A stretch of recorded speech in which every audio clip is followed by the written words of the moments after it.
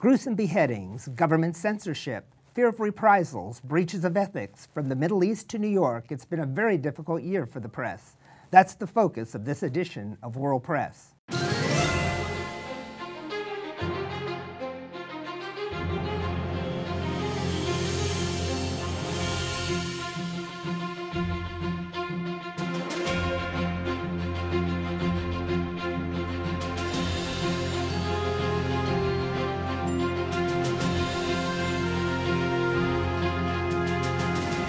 I'm Dr. Tony Fellow, Professor of Communications at California State University, Fullerton, and this is World Press, a news and documentary show that monitors press freedom throughout the world. It was one of the toughest and roughest years for press freedom, according to the latest report by Reporters Without Borders. That's the Paris-based media watchdog which ranks countries by the press freedoms governments have accorded the press during the previous year.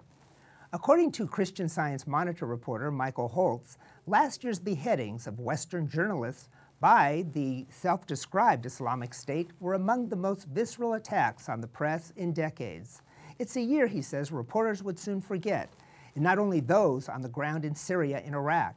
The most gruesome was the beheading of Japanese journalist Kenji Goto. Why Goto and why Japan? We turn to World Press correspondent Ru Furukawa. Japan now calls the Kenji Goto beheading their 9/11.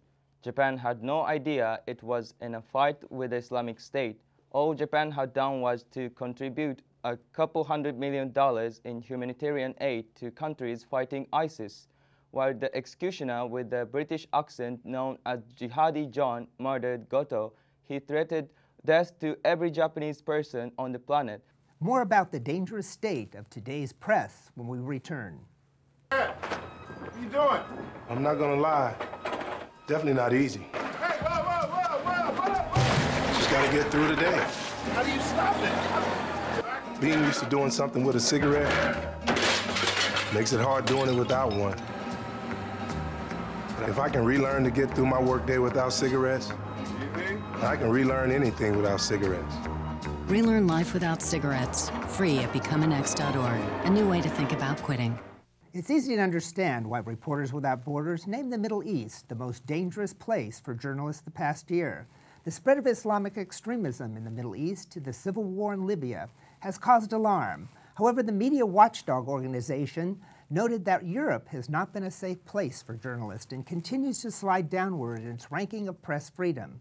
Reporters Without Borders says the European Union appears eager to compromise on press freedom. They made it clear that journalists from Denmark to Hungary risk persecution for exposing government corruption and publishing critical views of ruling officials, or risking death by publishing information or political cartoons disapproved by the Islamic extremists, as we saw recently with the French satirical weekly newspaper Charlie Hebdo. Such actions add fuel to the debate whether the press is too free or just not using good judgment when poking fun at terrorist groups. We turn to World Press correspondent Jarrett Brass. On the morning of January 7th, around 11:30 in Paris, two brothers, Saeed and Sharif Kayouchi, forced their way into the offices of Charlie Hebdo in Paris. Armed with assault rifles and other weapons, the two killers, identified as belonging to the Islamist terrorist group Al-Qaeda's branch in Yemen, killed 11 people and injured 12 others in the building. Several attacks followed in the region, where 5 more were killed and 11 more were injured. The killings give rise to the free press debate and whether Charlie Hebdo went over the line in poking fun at Muslims. We are talking to media law expert Dr. Jason Shepard, a professor and chair of the Department of Communications at Cal State Fullerton. Well, I think for the kind of magazine that Charlie Hebdo is, it's a magazine that pokes fun at people in power, at religious authorities, political authorities, and so in the context of political and religious satire, it makes sense that they would publish images to get people to be talking about the issues that they're trying to provoke discussion about. So I think in the context of mass communication and what Charlie Hebdo stands for, it was appropriate that they used this imagery to communicate ideas and get people talking about things that maybe they wouldn't have been talking about before. Anytime that news organizations or newspaper suffers a terrorist attack like Charlie Hebdo did, I think it is going to have an impact and an effect on what people print or publish in the future. You can't help if you are a news organization or a media organization that engages in satire and offensive satire, you can't help but think that the response may be extreme. And so I do think, I think that the terrorist attacks on Charlie Hebdo will give people pause about what to publish or what to air. And I think that's, on the one hand, understandable, but I also think it's really dangerous if people start self-censoring themselves because of threats of terrorism. And I think it's important for media producers and media consumers to be as informed as possible about the importance of press freedom and free speech. Thank you for that report, Jared. When we come back, we'll look at the downfall of America's #1 anchor. We'll be right back for more of World Press. So, are you going out tonight? I can't. My parents say I have to be home right after work. That's so gay. Totally gay. Ugh, that is so Emma and Julia. Why are you saying that's so Emma and Julia? Well, you know, when something is dumb or stupid, you say that's so Emma and Julia. Who says that? Everyone. Imagine if who you are were used as an insult. When you say that's so gay, do you realize what you say? Knock it off. Journalists, particularly on-air anchors, are truth seekers. For some, a trusted friend. For others, a part of the Fourth Estate, the people's watchdog on government. But what happens when the journalist makes up or embellishes his or her facts? World Press turns its attention to America's #1 anchor, NBC's Brian Williams, where we witnessed his rise more than 10 years ago and just recently his downfall. Reporting on the rise and fall of Brian Williams is World Press correspondent Marissa Plasencia. Brian Williams was caught with an egg on his face when he embellished a January 30th nightly news segment about being in a helicopter that was shot down by a rocket-propelled grenade during the opening hours of the Iraq War in 2003.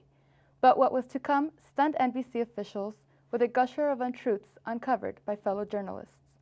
Like the time he met SEAL Team 6 on a military flight into Baghdad, and when he received a knife and a piece of fuselage from the stealth Black Hawk that crashed during the Bin Laden raid in Pakistan, or when he claimed to have witnessed a man commit suicide inside the Superdome when Hurricane Katrina struck New Orleans, or when he encountered a dead body floating face down in the French Quarter, or the time he escaped gangs overrunning his hotel, or the time he contracted dysentery by drinking polluted water.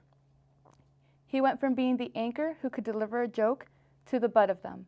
World Press met up with former television news anchor and professor of broadcast news, Beth Bingham George, to discuss the role of an anchor and whether Williams can be rehabilitated as a trusted American source of information. As a former reporter in LA, how bad do you think the Brian Williams story was? Does it affect the way Americans view the news? You know, regardless of whether I was an anchor or not, I think we should all be appalled as just consumers of news. This was, like the most serious ethical violation that we can make in journalism is to fabricate our stories, to lie about our stories, to not be truthful to our audience. And it has such a long-term impact that the audience will remember this. Our viewers are going to remember this, and then they're going to question other stories coming forward. So not even does this impact just us who work in TV news. I see this as having a huge impact in how consumers consume news. They just aren't going to trust us. I mean, this was a huge violation of ethics. In your opinion, can Brian Williams rehabilitate? Will he be able to one day come out of this and regain his credibility? You know, I say no. I don't think so, but you never know. I mean, one of the big problems I see right now with news divisions at networks, at smaller affiliates, is they're run by people who aren't news people. So that is not to say that NBC Universal, which is owned by Comcast, might someday find a place for him somewhere else. But I really hope that he does not go back into that anchor chair after his suspension, and I really hope he's never in journalism again, because that would send a strong message to our audience that we in the field of journalism are just not going to tolerate that. Is there any advice you can give to broadcast journalism students or Titan TV reporters that will impact their trustworthiness? I'm going to answer this in two ways. I mean, it's a big question. I mean, one, I think the field of journalism has never been more exciting, and I think the opportunities are just, there's just an abundance of opportunities for journalism students. Maybe not so much in traditional journalism in newspapers, but there's a lot of opportunity out there. And here's my advice to young reporters or mid-level reporters or students of journalism is just don't. If you think you're violating an ethical issue, you probably are. So just don't do it, because it could be the end of your career. Thank you. We'll be back with our press correspondents roundtable after this message. The forest is special, magical, and very precious. One careless act caused by people, and its beauty could be gone for a lifetime. Protect our friends in the forest. We'll all pitch in. Only you can prevent wildfires. To find out more, log on to SmokeyBear.com. Welcome back. We conclude our program with our roundtable, snippets of challenges to press freedom around the world. We begin with 3 stories from South America. We first turn to World Press correspondent Cassandra Zavala, who has been covering developments in Peru. Thank you for having me. So I've been covering this story about ex-president Alberto Fujimori, who has now faced an additional 8 years to his 25-year sentence. Now, the reason why he got convicted was because a representative of his is known for basically paying newspapers about up to $3,000 so that they can possibly smear his opponents. And all of this was going on during his election. Now, this is very interesting because now we know that his daughter, Keiko Fujimori, is running for presidency. So we'll see how that turns out. Thank you very much for that report. We're now going to turn to a neighboring country, Colombia, and World Press correspondent Daniel Inga has been covering a free press story that has been brewing for 2 years in that country. Daniel, welcome. Yes, in Colombia, neo-Nazi groups have been sending death threats to Gustavo Ruelas, the editor of the Bogota-based news website, Las Dos Orillas, for about 2 years, according to a Reporters Without Borders report. And the latest threat came from a right-wing group called Restauración Nacional, and this highlights the dangers that journalists face in Colombia when reporting on serious issues. And for the last 3 years, Ruelas has been investigating links between neo-Nazi groups, paramilitaries, and politicians in Colombia, and has received many threats with relation to these reports. And to make things worse, the government withdrew a bulletproof car that they provided Ruelas for protection during a recent risk evaluation, which adds to fear for his safety. And according to the Reporters Without Borders Press Freedom Index, Colombia is ranked 124th out of 180 countries. And after several reports of attacks on journalists by criminal gangs, paramilitary groups, and others such as this right-wing group in 2014. Thank you for that report on Colombia. We now turn to neighboring country Ecuador, where President Rafael Correa is declaring war on his opponents. I guess we can call it a war of tweets. Here to explain is World Press correspondent Andrea Weisenbach. Andrea, welcome. Yes, Ecuador's President Rafael Correa stated, for every lying tweet that his opponents send out, he and his supporters will send 10,000 that are truthful. The president has created a website and Twitter account to issue digital counterattacks by his supporters to speak out against who he calls defamers. Critics are calling this another act in the war on freedom led by the president. He has been criticized as intolerant. In fact, since 2012, Correa has won $42 million in libel suit cases against the country's largest opposition newspaper. He even passed a a new law, a media law, making the government panel the arbitrator of journalistic fairness or review. He forced the paper's top dog political cartoonist, Javier Bonilla, to correct his cartoons that portrayed him in a negative light. Apparently, he doesn't want anyone laughing at him or criticizing him. He also doesn't like satirical memes. One artist on Twitter named Crudo Ecuador released memes of Carrera, and he was then shut down by Carrera suspectedly. His Twitter was suspended for a week. So he's regulating the war of freedom on Twitter strongly. Lots of challenges. Thank you for that with the South American newspapers today. And now we turn to another continent, and we have a story from Turkey today dealing with press freedoms there. And the story is going to be told us today by Tyler Petzmeyer. And what is that story all about from Turkey? Well, Turkey, you don't think is being much involving much bad news about journalists, but they're right there with China and Iran right now with about 40 journalists behind bars. And they're being charged with being involved in terrorist activities and endangering state security. Their charges are being forced onto the journalists in Turkey to justify the current crackdown on the media. It appears that this is the only valid way for the Turkish leaders to silence or censor the people while shielding themselves from being as infringers of the freedom of speech and expression, which is protected by the international law.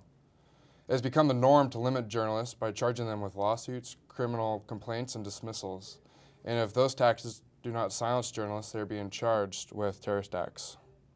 Turkey in bad shape right now with these charges, and it's unfortunate because this is a country where its citizens do read newspapers. They're in about the same state the United States was in 20 years ago, when everyone subscribed to a newspaper.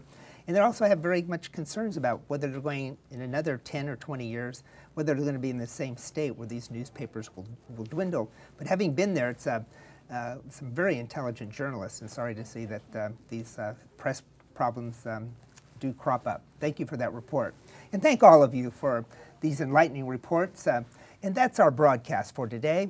I'm Dr. Tony Fellow, and you've been watching World Press from the Titan Communications Studios at California State University, Fullerton. And stay tuned for another edition of World Press.